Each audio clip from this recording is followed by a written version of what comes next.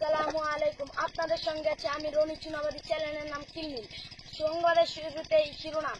আজকে আকাশপথে নৌকা চলাকালীন সময় নৌকাটি বিমা বিস্ফোরণে ছিন্নভিন্ন হয়ে যায়। জানা গেছে সেই নৌকায় 21 জন গরু এবং 26 জন ছাগল ছিলেন।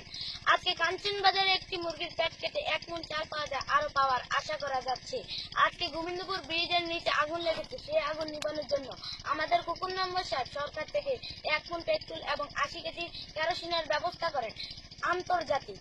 আজকে আমাদের দেশে আসছে পাকিস্তানের একজন, যার নাম জুলফিকার আলী ভুট্টো।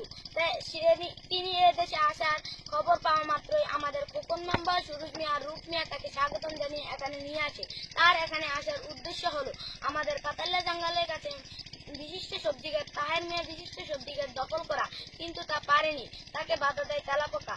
তারপর সুরুজ মিয়া মেম্বারকে নিয়ে, খোকন মেম্বারকে নিয়ে, রূপ পুলিশকে নিয়ে 150 তেলাপোকা উদ্ধার করেন। খেলাধুলা। আজকে লুকালুকি খেলতে গিয়ে খেলোয়াড় মোহাম্মদ কাদের মিয়া চিরতরের জন্য লুকিয়ে যায়। ইন্না লিল্লাহি ওয়া ইন্না ইলাইহি রাজিউন। অন্যদিকে বক্সিং খেলা হয় তাহের মিয়া ও সুরুজ মিয়ার মধ্যে, কিন্তু আশ্চর্যজনক ব্যাপার এই যে সেই সুরুজ মিয়া তাহের মিয়া নাকি এক মারে আর সেই মোকাবেলা জিতে যায় সুরুজ মিয়া। অন্যদিকে ফুটবল খেলা হয় শ্রীপুর উত্তরপাড়া ও পশ্চিম পাড়ার মধ্যে।